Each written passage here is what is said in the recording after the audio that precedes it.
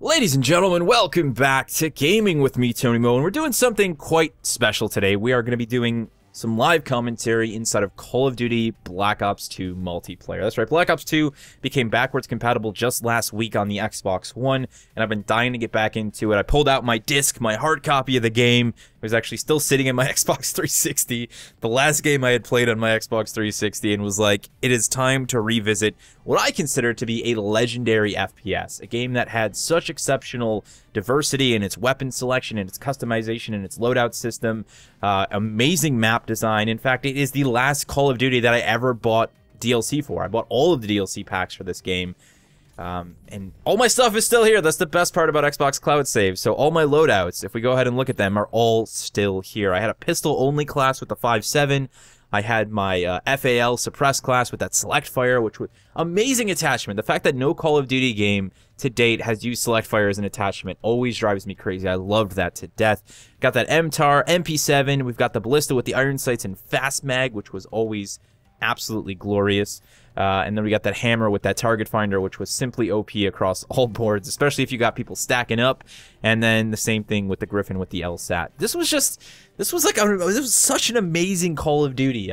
The amount of time that I put into this game was absolutely absurd. I think it was one of the last Call of Duties where I bothered to prestige, and I'm just really excited to be able to play it again.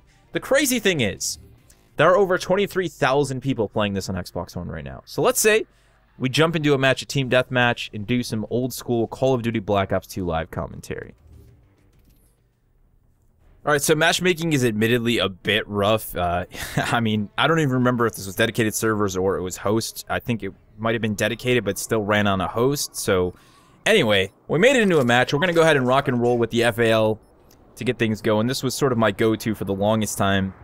I loved the suppressor with select fire because you could go full auto and just go for those high headshot bursts and get those quick kills, but you could also break out the tap fire, go single fire, and you know, go for those long range engagements if you needed to.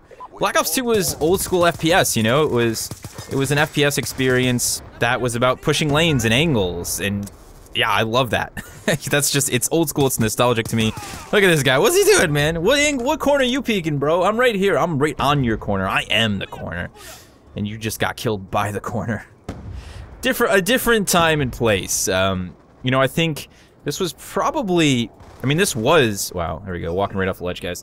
This was the last Call of Duty to really embrace, like, traditional Call of Duty FPS roots before we started looking at more advanced mobility systems. You know, some of the things that we obviously got inside of Black Ops 3 with the jump assist after Advanced Warfare, which I actually like all that stuff. You know, I like the boost mechanic in Infinite Warfare, but this is just a different experience and one that I can totally respect and appreciate.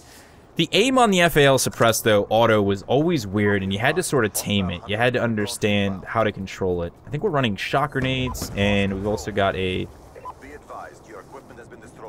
yeah, we've got a throwing axe as well, which was always my go-to jam.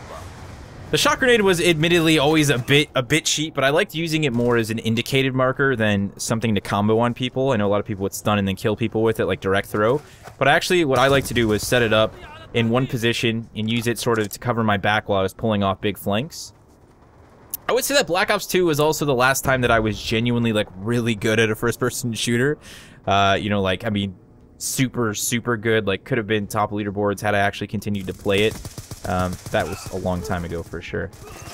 Did we get the throwing axe off? No, we did not. You always had to aim that thing a bit to the right, if I remember correctly. But let's get the quick hose on there. This would probably be a map better suited for the MP7, or even the MTAR at this point. So we'll get a couple more kills with this thing, and then I'll probably swatch off. I just really wanted to revisit all of my favorite guns and loadouts.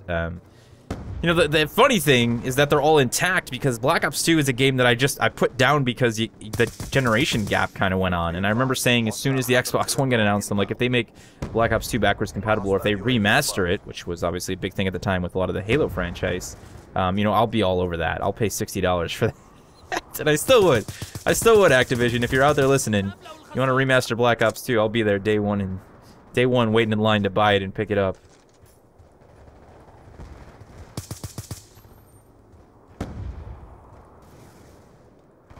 I'm running knife on the secondary here. Pistols were super powerful in Black Ops 2, and of course, weapon diversity. You know, I mentioned that earlier on weapon diversity in Black Ops 2 was incredible. I think it's really hard to have this many guns in a game across all the different categories and have them all be reasonably effective in one way or another. You know, it helps that the time to kill was relatively short, but it's not the fastest in the franchise. I'd say there's no doubt about that. Let's go ahead and switch to the MP7. Oh yeah, that's sick, sweet, fast, just, oh, so good. This thing just mows people down. I don't think we're going to be getting any score streaks this time around. I don't think we're going to be setting any records, but you know what? This is one hell of a walk down memory lane. This is some instant injection of nostalgia to the highest level. We're going to overdose today for sure. This guy's got a long barrel. I don't actually remember what I was running on this right now. I know for a while I would run with a suppressor on it. A lot of my loadouts in old Call of Duty were usually focused around suppressor loadouts. I kind of started to stray away from that with like Infinite Warfare and Advanced Warfare and Black Ops 3.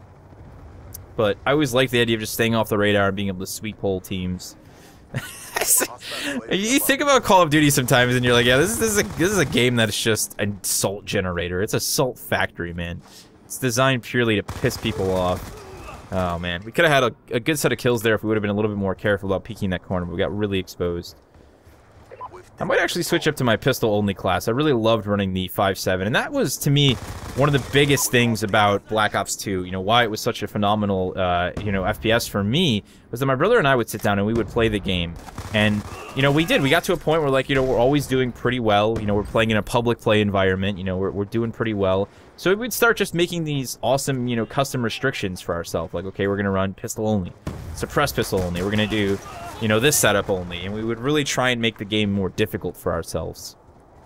Which is what a lot of us already do in Titanfall 2, you know? We focus on fun things. We run ridiculous pistols like the RE45 with a suppressor on it. And, you know, I think it's funny, right? Because, like I said, everything's become a meme. You know, everything's a meme now. That's the big thing, right? But back in the day, it was just like, you were making custom challenges for yourself. There was nothing meme about it. It's just like, no, I just want to have fun, and I want to do something that's going to put me in a really difficult position and see if I can come out on top based on my performance, my tactics, you know? Thank you for the backup, teammate. Those reload animations are dope. So dope. Oh my god. You see that? You see that? Look at that tac reload, yo. Saving the mag because it's not empty. It's just like, this was a good game. This was a really good game, guys. It's not often that you can go back and play Call of Duty and be like, yeah, this was a phenomenal experience. You know, I know for a lot of people, Modern Warfare, the original, is still like that gem. And I think Modern Warfare did a lot for the time period. Obviously, it was the game that sparked this whole idea of Call of Duty. But when I go back and play it, it's not as impressive as to me. The idea is impressive, but the actual game itself isn't. Black Ops 2 is like, you know, the game itself is impressive. And that was not my best match. We stayed positive, 4 assists, 12 and 11. Probably could have been a lot better, but hey, it was a nice little trip down memory lane, nice bit of nostalgia. If you still are holding on to your copy of Black Ops 2, do yourself a huge favor, pop it into your Xbox One, install it, download. I think you have to get Nuketown, like 2025 or whatever it was. That's the only required DLC in order to play the game, and you can have your own little trip down memory lane. What I'd love to hear from you guys was what some of your favorite weapons were back in the days of Black Ops 2. So if we take a look at my loadout, like I said, FAL was a big one for me. Outside of the MP7 for SMGs, I absolutely loved the MSMC. I thought the thing was just amazing. And the Peacekeeper was also the first time that the Call of Duty franchise introduced like a brand new weapon into their experience via DLC. I really liked that one as well. I thought from a visual perspective, it had a sort of futuristic vibe to it that just looked absolutely dope. So share some of your favorite Call of Duty Black Ops 2 weapons, some of your favorite loadouts, you know, whatever they may be. Man, I loved the ballista with the iron sights. Whew, that thing was just deadly, deadly, deadly. Let me know, guys. Let's get some nostalgia flowing down in the comment section below. Thank you guys so much for watching. And as always, remember to play smart, remember to play to challenge yourself, but most importantly, remember to play for fun.